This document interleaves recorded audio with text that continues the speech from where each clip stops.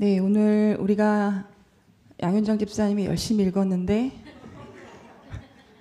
주님께 감사할 수가 없죠. 네, 오늘 디모데전서의 이 본문은 우리가 동의하기 어려운 말씀이 많이 있습니다. 성경에 이런 말씀이 있었다고? 라고 지금 아시게 된 분들도 계실 텐데요. 여자들은 머리를 어지럽게 꾸미지 말고 금붙이, 진주 이런 거 치장하지 말고 남자를 가르치지 말아라. 여자는 조용해야 된다. 그리고 정숙하게 살고 구원은 어떻게 얻을 수 있대요?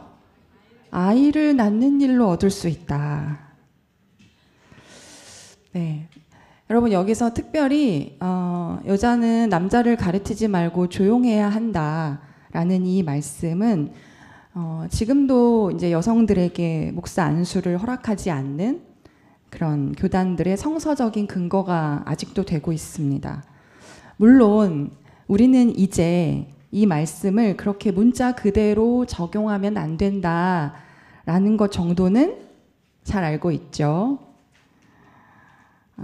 교회에서 그러나 이 본문이 대표적으로 오용되고 있는 본문 중에 하나라고 할 수 있습니다. 오랜 역사 속에서 우리 여성들은 제2등 인간, 1등 인간은 누구예요? 남성. 여성은 2등 인간이라고 분류되면서 차별받아 왔습니다. 사실 그런 여성에 대해서 차별이 이루어졌을 땐 두 가지 차원에서 대표적으로 이루어졌습니다. 첫 번째는 여성은 열등한 존재라는 겁니다. 열등하다.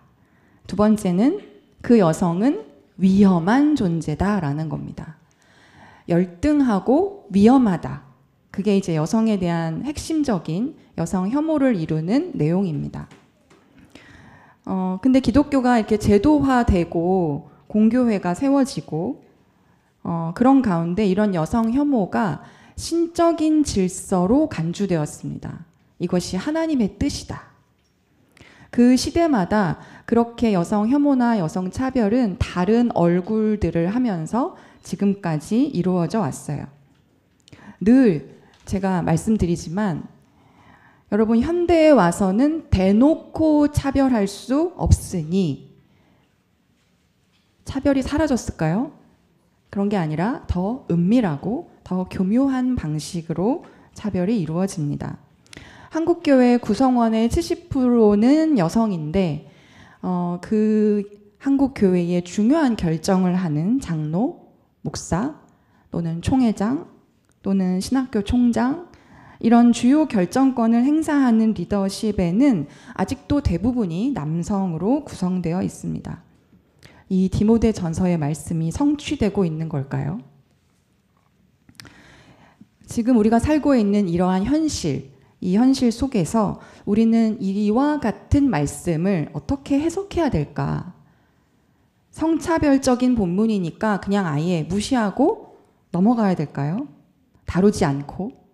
아니면 이 말씀을 타도해야 될 본문으로 여겨야 될까요? 중요한 것은 사회 문화적인 상황, 그때 당시의 역사적 정황입니다. 그것이 어떠했는가를 우리가 살피고 그 속에서 이 본문이 어떻게 쓰여지고 어떻게 읽혀졌는지를 살펴보는 거죠.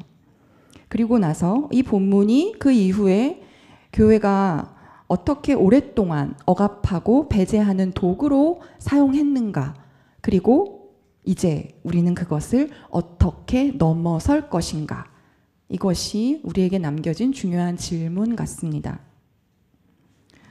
오늘 디모데 전서는요, 여기서 나오는 디모데라고 하는 바울의 제자, 그 바울의 제자 디모데가 에베소 교회라고 하는 교회를 목회하고 있을 때 바울이 그에게 보내는 목회 지침에 관한 편지로 알려져 있습니다. 그래서 디모데전서, 디모데후서, 디도서 이런 편지들을 목회에 관한 지침에 대한 편지로 우리가 알고 있기 때문에 목회 서신이다 이렇게 부르기도 하죠. 그런데 사실은 이 서신들이 실제로 바울이 썼다고 하기에는요, 당시 바울의 문체와 굉장히 많이 확연히 다릅니다. 그리고 여기에 나오는 언어들은 당시 2세기 이후에야 사용되는 단어들이 여기에 많이 등장해요. 바울 당시는 1세기잖아요.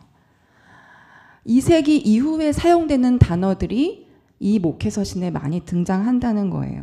즉 시기적으로 바울 시대에 훨씬 그 이후에 최소한 2세기 이후에 쓰여진 서신이라는 겁니다. 그러니까 실제 바울이 아니라 바울 학파 내지는 바울의 제자들이라고 불릴 수 있는 사람들이 바울이라는 사람의 이름을 빌려서 그 권위를 가지고 교회 공동체의 중요한 가르침을 전하고자 함이라는 거죠. 당시 그러면 이거는 위작 아니냐, 이름을 갖다 쓴 거 아니냐.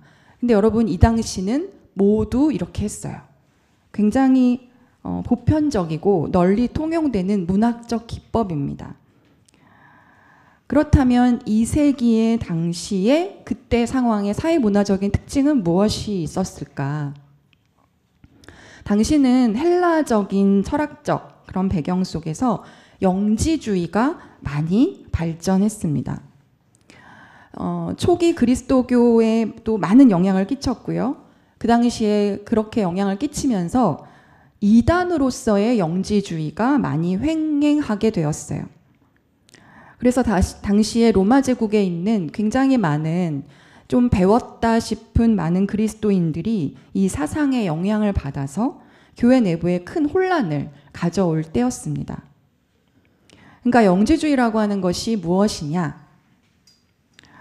단순하게 말해서 영이라고 하는 것은 선하고 신비로운 거, 좋은 거, 그리고 육체, 물질 이런 것은 악하고 타락한 것이라고 하는 이원론적인 사상이었어요. 그리고 구원을 받기 위해서라면은 대다수가 아니라 소수의 사람만이 영적인 어떤 고귀한 지식을 가지고 그렇게 이 타락한 육체로부터 탈출해야 구원을 얻을 수 있다. 이렇게 생각했습니다. 그러니까 이들에게는 육체는 중요해요, 안 해요? 중요하지 않아요. 그러니까 굉장히 극단적으로 금욕주의적인 그런 생활을 한다든지 아니면 반대로 완전히 쾌락주의적이고 방종된 삶을 살던지 그러한 삶의 양태를 띠게 됐습니다. 당시에 이제 헬라 도시들에게는요, 헬라 여신을 숭배하는 그런 큰 사원들이 있었고요. 그리고 여성 사제들이 있어서 그 여성 사제들은 남자들한테 막 예언하고 그리고 문란한 생활을 하기도 했어요. 그래서 이런 영향을 받아서 그 영지주의적인 방종, 우리 몸은 중요하지 않으니까 몸은 아무렇게나 내가 원하는 대로 써도 돼, 이렇게 생각하는 사람들이 문란한 생활을 하게 되면서 많은 가정이 파괴되고 있었습니다. 그리고 젊은이들은 나이 많은 사람들을 멸시하고 또 막 종들이 주인에게 갑자기 막 반기를 들고 이런 일들이 벌어지고 있는 때에 교회 안에 이런 영지주의적인 이단의 영향을 받은 그들의 거짓 교사들이 교회 안으로 들어와서 교인들을 미혹하고 있던 거였어요. 그러니 혼란스러움이 커지고 교회 공동체 안에 고민이 매우 깊어졌습니다. 특히 여성 그리스도인들은 거짓 교사의 그런 꼬임에 속아서 아까 말한 것처럼 많은 가정이 파탄에 이르게 되고 문제가 심각하게 된 거죠. 이것을 경계해라 라고 하는 말씀들이요, 이 디모데 전서뿐만 아니라 다른 서신서에서도 곳곳에 등장합니다. 여러분이 기억을 떠올리면 거짓 교사, 거짓 예언자, 헛된 속임수, 거짓말쟁이, 뭐 이런 사람들을 조심해라 라는 말씀들이 서신서에 나오거든요. 그 중에서 하나 찾아보겠습니다. 디모데전서 4장. 디모데전서 4장 2절부터 3절까지 한번 읽어보겠습니다. 디모데전서 4장 2절부터 시작. 그러한 교훈은 그 양심에 낙인이 찍힌 거짓말쟁이의 속임수에서 나오는 것입니다. 이런 자들은 혼인을 금하고 어떤 음식을 먹지 말라고 할 것입니다. 그러나 그 음식물은 하나님께서 믿는 사람과 진리를 아는 사람이 감사하는 마음으로 먹게 하시려고 만드신 것입니다. 그러니까 이 거짓 교사들이 뭐 하지 말라는 거예요? 혼인을 금해, 결혼하지 마, 음식을 먹지 마, 어떤 거 먹지 마, 이렇게. 이러한 당시 교회 안에서 결혼하고 아이를 낳고 음식을 먹고 하는 이러한 일상성을 굉장히 많이 무시했다는 거예요.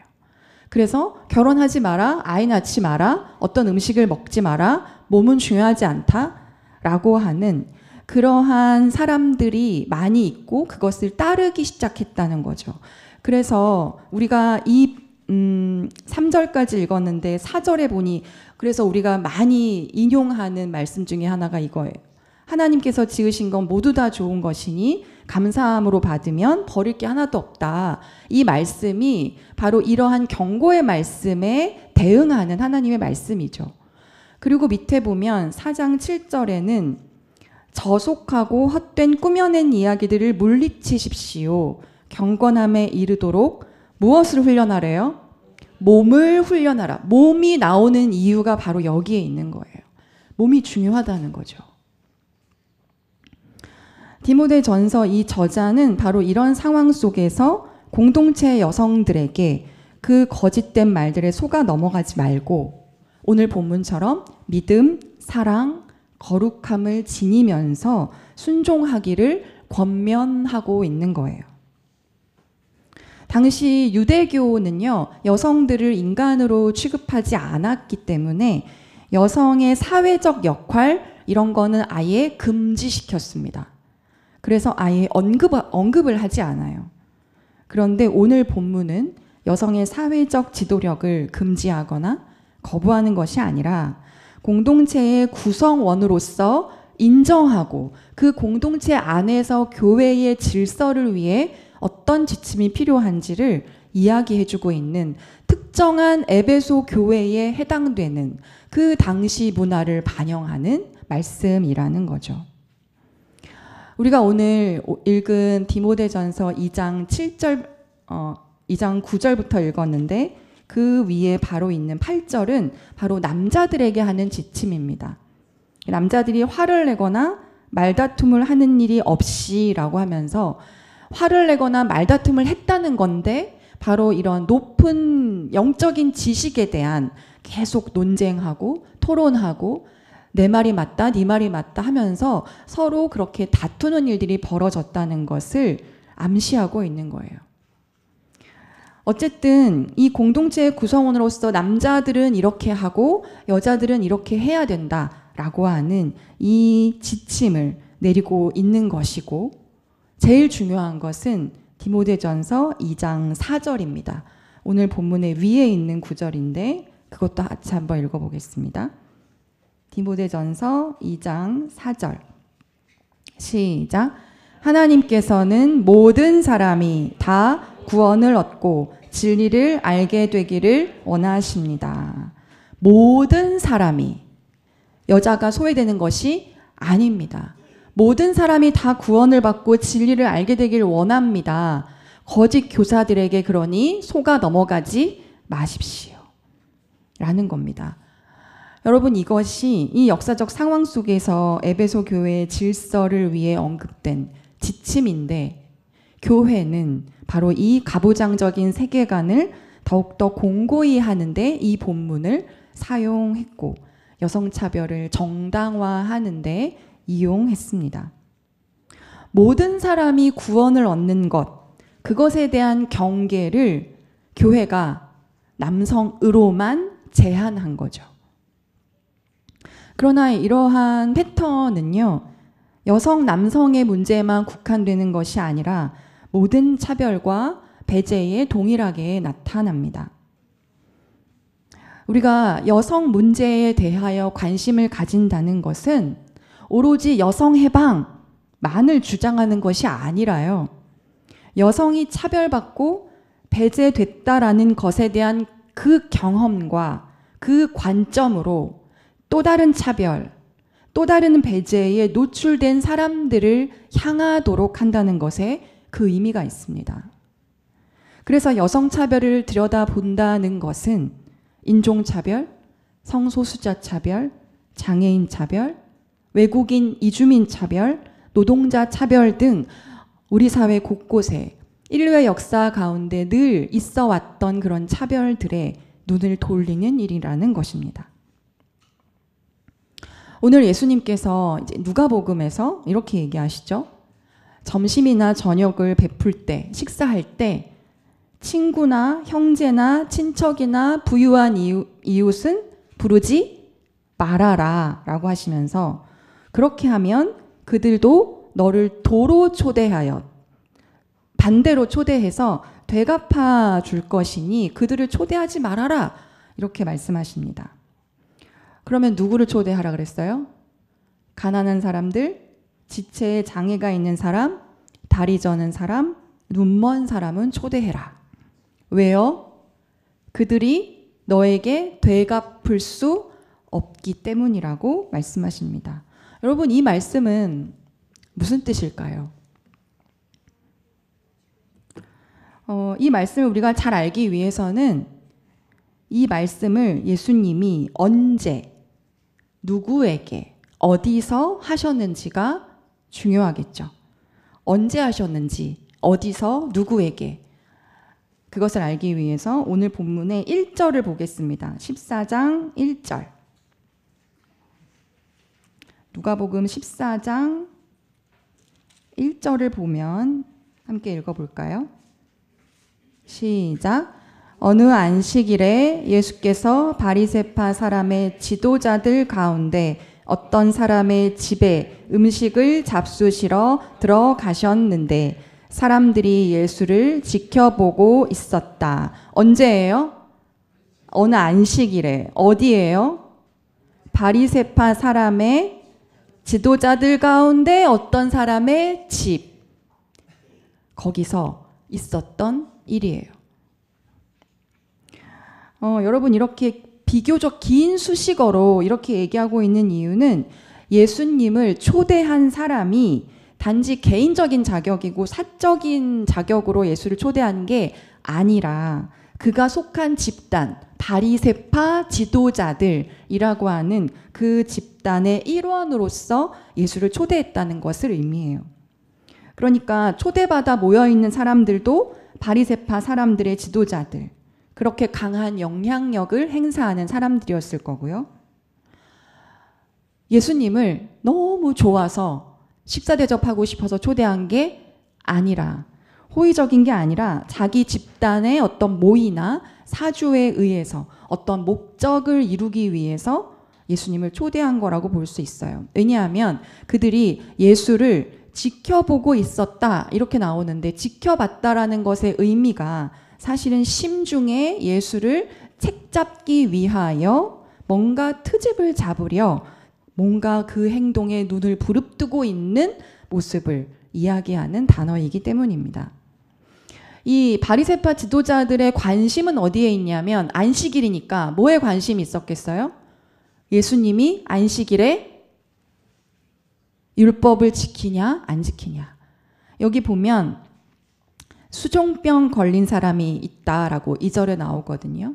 이때 수종병이라고 하는 거는 복부에 물이 차서 심장이고 간장이고 신장이고 이러한 장기에 물이 차서 몸이 붓는 그러한 질병이라고 합니다.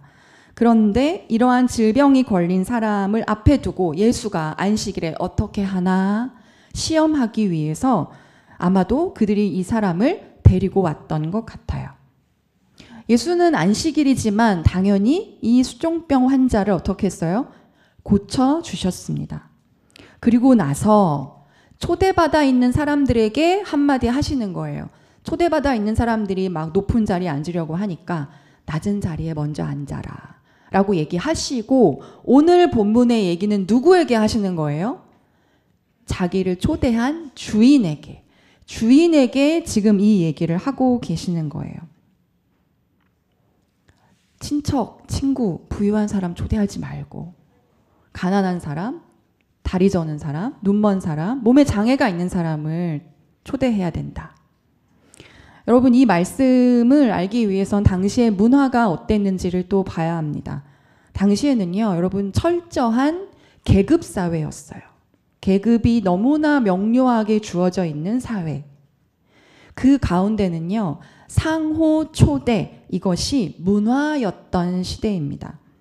무슨 말이냐면 어떤 상류층에 속한 사람이 초대를 내가 받잖아요. 그러면 어떻게 해야 돼요? 내가 반드시 상대를 다음에 초대해야만 해요. 그런 의무를 가지고 있어요. 그것이 같은 계급 속에서 이것에 관한 지켜야 되는 의무였단 말이에요. 내가 초대를 받으면 반드시 다음에도 내가 초대를 해야 되고, 그럼 내가 누군가를 초대했으면 나도 언젠가는 초대를 받는다는 것이 전제되어 있다는 겁니다. 이것이 이들의 아주 자연스러운 문화였습니다. 같은 계급 안에서 벌어지는 일이죠. 이 말은 뭐냐면 내가 이만큼을 주면 너도 나한테 이만큼을 주는 거야. 거래적 환대입니다. 그리고 우리는 같은 계급에 있는 사람들끼리는 이렇게 주고받는 걸 통해서 이 계급이 더 유지되고 그것을 누리도록 하는데 공고히 사용되는 문화로서 자리하는 거죠. 그래서 이것을 동질성 속의 환대라고 얘기해요. 같은 사람들끼리 서로 환대해 주는 거예요. 그러니까 여러분, 이 사람들은 지금 안식일 율법을 지키는 것이 수종병 환자를 고치는 것보다 더 중요한 바리새파 사람들끼리 모여서 자기들끼리의 견고한 친목을 도모하고 그 특권을 유지하는데 식사 초대를 이용하고 있다는 겁니다. 지금은 우리가 신분제 사회가 아니라 계급 사회가 아니라 이러한 부분이 잘 이해가 되지 않을 수도 있지만 사실 지금 우리가 살고 있는 사회도 보이지 않는 계급이 존재하죠. 같은 학교, 같은 동네, 같은 종교, 같은 계층, 같은 취향, 이러한 동질성을 가진 사람들을 우리는 좀 더 환대하기가 쉽습니다. 그런데 이러한 이때 문화들이요, 나쁜 일을 겪었을 때에도 마찬가지였어요. 나쁜 일을 겪으면 어떻게 하라고 했냐면 내가 이만큼을 겪으면 똑같이 그만큼을 돌려주는 거예요. 눈에는 눈, 이에는 이라는 법이 있었습니다. 이것을 동해 보복법이라고 얘기해요. 같은 해를 줌으로써 보복한다는 거예요. 이건 너무 언뜻 보기에는 몰인정해 보이고 비인격적이고 좀 야만적인 것처럼 느껴지지만 사실은 이 법이 싸움을 부추기거나 그렇게 비인간적인 법이 아니라 내가 입은 피해 딱 그만큼만 응징하라는 거거든요. 피해를 주었을 때에는 정당한 그 보응을 받을 것이다라는 걸 경고하고 있는 거예요. 그래서 다른 말로 얘기하면 공정한 고통의 공감법입니다.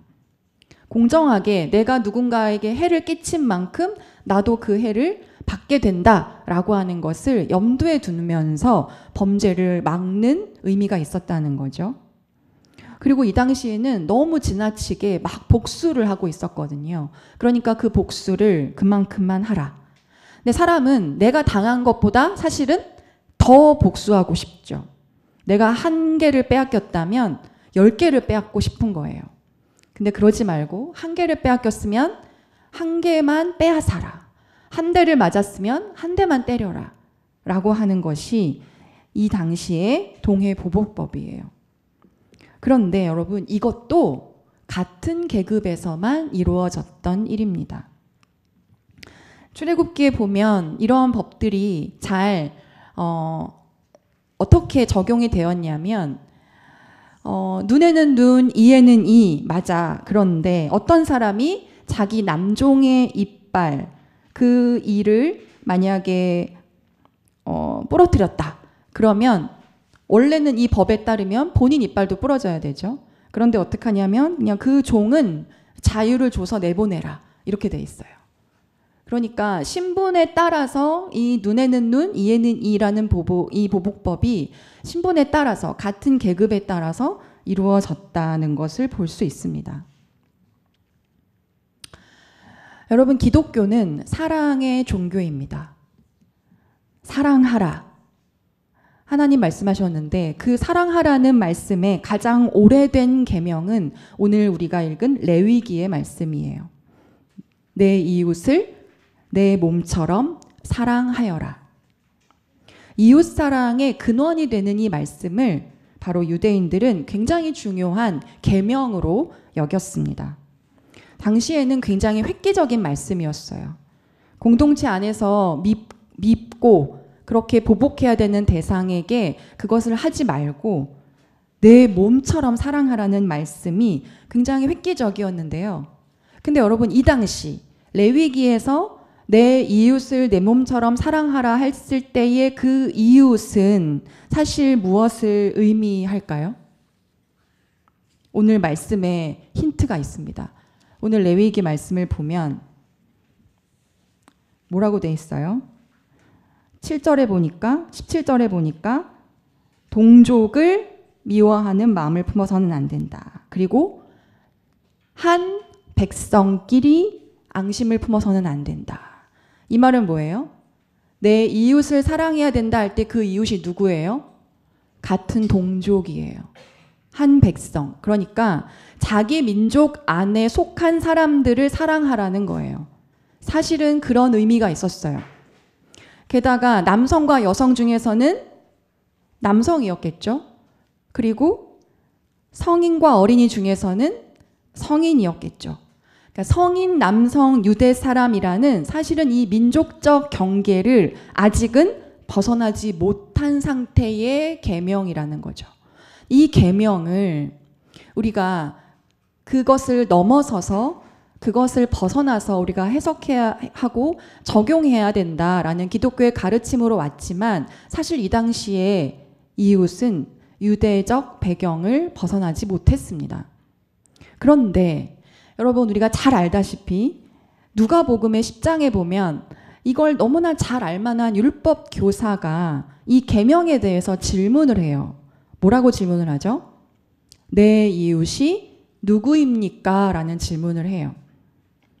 사실 내 이웃이 누구입니까? 라는 이 질문을 예수님한테 했을 때 이 질문은 그러면 누구는 나의 이웃이 될 수 없다는 것을 전제하고 하는 질문이에요. 누구는 나의 이웃이 될 자격이 없다는 걸 전제한다는 거죠. 그런 사회적 차별의 어떤 폭력을 이미 내포하고 있는 질문입니다. 이웃의 경계를 지어달라는 거예요. 다른 말로 말하면 사랑받을 만한 이웃은 따로 있는데 그 사랑의 경계가 어디까지예요? 라고 물어보고 있는 거죠. 그런데 여러분, 예수님의 대답이 또 굉장히 파격적이에요. 예수님이 그 질문에 뭐라고 대답하셨죠? 동족이야, 유대인이야 이렇게 얘기하시지 않고 뭐라고 하셨냐면 누가 이웃이 되어 주었느냐라고 되물으십니다. 그러면서 하신 비유가 뭐예요? 선한 사마리아인 비유의 말씀이에요. 누가 이웃이 되어 주었느냐. 여러분, 이웃이라는 것은 경계를 지어놓고 하는 그런 사랑하는 대상이 아니라 오히려 사랑에 의해서 찾아지는 것이 이웃이라는 거예요. 사랑이 이웃을 찾아냅니다. 이웃이라는 사실이 사랑을 만들어내는 게 아니라요. 오히려 사랑이 이웃됨을 만들어내는 거예요. 그래서 여러분, 예수는 당시 레위기에서 말씀한 이 율법의 이웃이라는 개념을 신약에 와서 완전히 뒤바꿔 놓으셨어요. 자, 그러면 예수님이 말씀하신 이 식사에 초대할 때에 이렇게 해라 라고 하신 이 말씀, 식사에 초대받았다 라고 하는 것은 다시 되돌려서 초대할 수 있는 여건, 그 여건, 계급 또는 그 계층, 그 여건을 갖췄다는 걸 말하는 거죠. 그럼 반대로 초대받지 내가 못했다라는 것은 나는 그러한 여건이 아니라는 겁니다. 다시 말해, 초대받지 못한 사람들은 어떤 사람들이냐? 당시 사회에서 인간으로서 대접받지 못하던 사람들입니다. 울타리 밖에 있는 사람들, 변방의 사람들, 내몰린 사람들, 밑바닥 계층의 사람들을 얘기해요. 그들은 되갚아 줄 수가 없으니까요. 그런데 누가 그들을 초대했을까요? 그동안 그들을 초대했을 사람은 없었을 겁니다. 그런데 이때 예수님이 말씀하신 것처럼 그러한 그들을 초대해라 라고 하는 이 말씀은 무슨 의미예요? 그들이 되돌려 줄 것이 있고 없고와 상관없이 그들은 이미 초대받아 마땅한 사람이라는 거예요. 그들이 되갚아 줄 게 없으니까 그냥 받을 걸 기대하지 말고 주라, 그런 의미도 있지만 이미 그들이 가지고 있는 조건과 상관없이 그들은 그저 초대받아 마땅한 사람이라는 겁니다. 그들의 그 조건이 환대받음의 자격을 결정하지 않는다는 거예요. 그들의 그 조건으로 경계를 만들지 말라는 말씀입니다. 그들을 그래서 변방에 내몰린 사람으로 대할 게 아니라 중심의 사람, 존엄한 한 인간으로 대하라는 겁니다. 개별적 존재로 인정하라는 말씀이에요. 그래서 환대의 진정한 출발점은 타자를 존엄성을 지닌 평등한 한 인간으로 대하는 것에 있습니다. 예수님은 바로 그것을 말씀하고 계시는 거예요. 여러분, 하나님의 나라는 그래서 줄 수 있는 자가 아니라 받을 수 없는 자가 중심이 되는 공동체입니다. 한번 따라해 볼까요? 줄 수 있는 자가 아니라 받을 수 없는 자가 중심이 되는 공동체.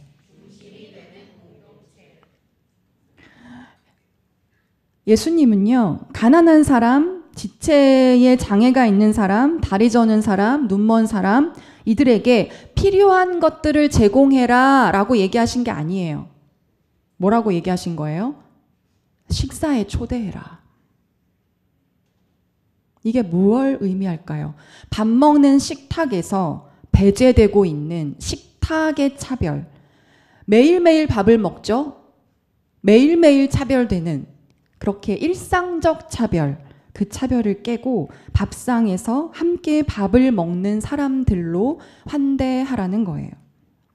식사라고 하는 아주 일상적인 그 행위 속에 그 행위 속에서조차 거래하고 교환하고 자신들의 특권을 그 관계적 네트워크를 통해서 견고히 하려고 하는 그 이들을 향해, 그 바리새인의 지도자들을 향해서 환대란 그렇게 거래하는 게 아니라는 거예요.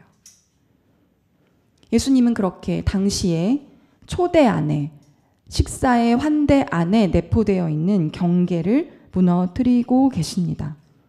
이것은 세상의 경쟁적이고 그 거래적인 어떤 관계를 매우 완전히 뒤집는 새로운 질서예요. 그야말로 전복적인 환대이고 파격적인 사랑입니다. 여기서 친척, 친구, 부유한 사람 초대하지 말라 이렇게 말씀하셨는데, 이 말씀은 다른 말로 하면 초대해야 하는 사람들의 범주를 새롭게 하라는 뜻이에요. 내 자식만 사랑하고, 내 식구만 사랑하고, 내 지역만, 내 교회만, 내 나라만 사랑하는 것이 아니라 너의 사랑의 경계를 더 확장해 나가라는 예수님의 도전입니다. 그래서 여러분, 진정한 환대는요, 나와 동질성을 가진 사람들을 넘어서서 낯설고 좀 이상하다고 여겨지기도 하고 불편하다고 여겨질 수도 있는 그 사람들을 환영하라는 환대입니다. 그리스도의 공동체, 그 공동체에서는 주객의 경계가 없다는 거예요. 주객이 따로 있을 수 없다는 거예요. 그래서 예수님은 늘 이렇게 매일 밥 먹는 자리가 하나님 나라가 되기를 그렇게 꿈꾸셨습니다. 나쁜 일을 겪었을 때는 그러면 예수님은 어떻게 하라고 했을까요?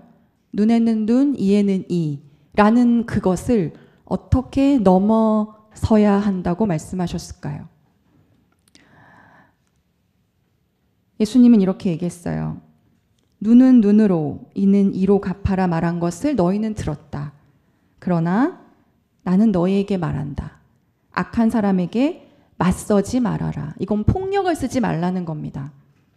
그러면서 하시는 말씀이 유명한, 누가 네 오른쪽 뺨을 치거든 어떻게 해라? 왼쪽 뺨마저 돌려대라. 여러분, 이 말씀의 의미를 제가 몇 번 말씀드렸었죠. 당신은 오른손을 쓰는 게 중요해요. 왼손을 쓰는 거는 하면 안 되는 금기였죠. 늘 오른손을 쓰니까 내가 오른손으로 누군가의 뺨을 쳤을 때 그 사람이 오른쪽 뺨을 맞았어요. 그건 어떻게 때렸다는 겁니까? 손바닥이 아니라 손등으로 이렇게 후려 갈긴 겁니다. 이거는 모욕과 치욕을 주는 거예요. 그래서 같은 신분의 사람이 아니라 나보다 낮은 신분의 사람에게 모욕과 치욕을 주려고 할 때 손바닥으로 때리지 않고 손등으로 때렸어요. 주인이 종을, 남편이 아내를, 로마인이 유대인을, 이런 식으로. 그것이 신분 제도를 강화하고 불평등을 제도화하는 어떤 관습 중에 하나였죠. 그런데 어떻게 하라는 거예요, 예수님은? 계속 맞아라, 이 말이 아니에요. 오른쪽 뺨을 맞았는데 왼쪽 뺨도 대라는 것은요, 그러면 어떻게 쳐야 돼요? 오른쪽 손바닥으로 칠 수밖에 없어요. 그 상대방의 왼쪽 뺨을 치려면. 이 말은 무슨 말이에요? 나 너와 동일한 사람이다라는 선언이에요. 내가 계속 맞겠다 이게 아니라 나는 너와 동일한 존엄성을 가진 평생한 인간이라고 하는 것을 악한 폭력을 사용하지 않고 저항하는 방법이에요. 나는 네가 그렇게 함부로 할 존재가 아니라는 거예요. 그래서 이 때리는 사람으로 하여금 모욕할 수 있는 힘을 완전히 빼앗아 버릴 수 있는 저항의 방법입니다.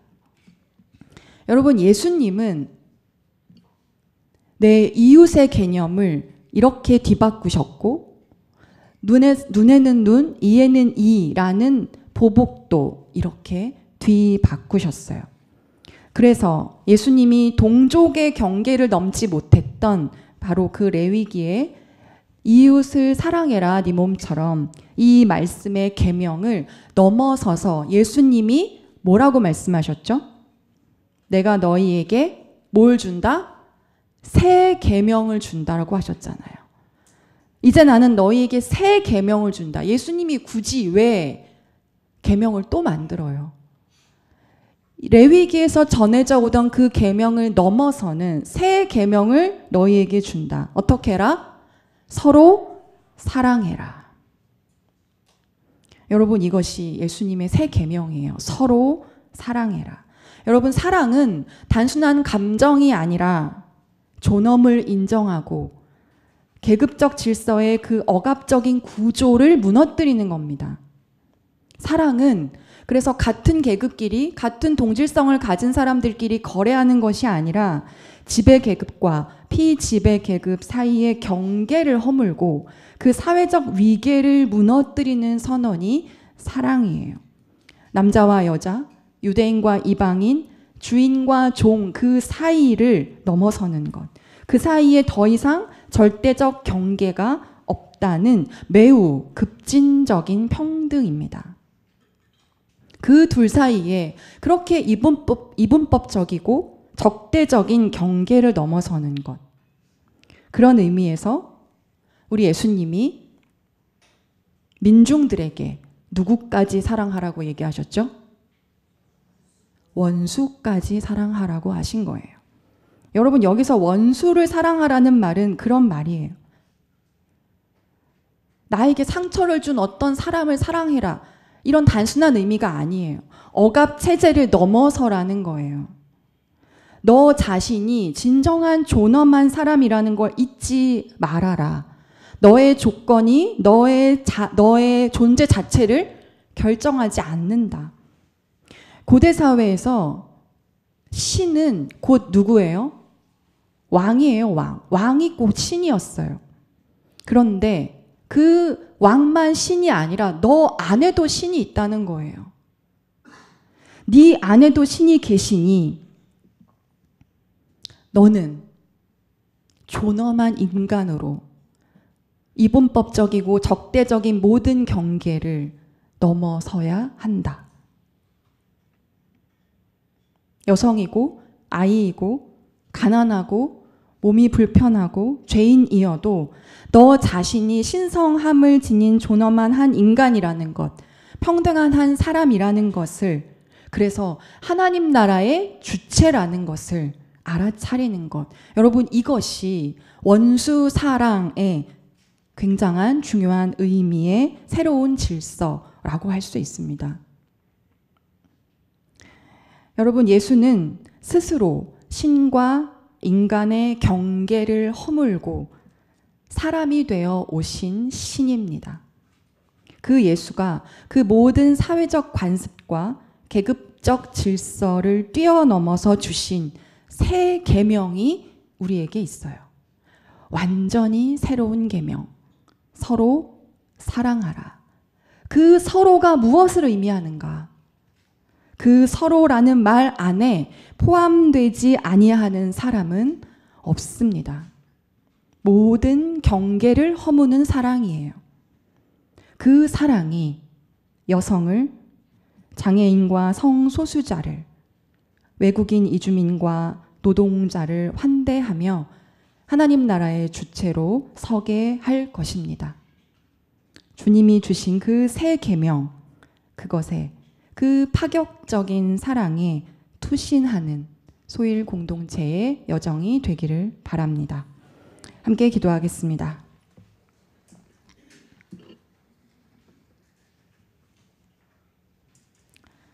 자비하신 하나님, 이웃과 환대라는 것에 새로운 질서를 열어주셔서 감사합니다.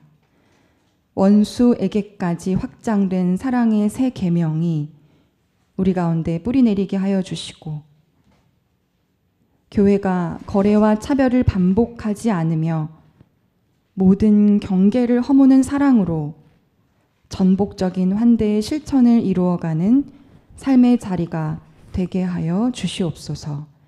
예수 그리스도의 이름으로 기도합니다. 아멘.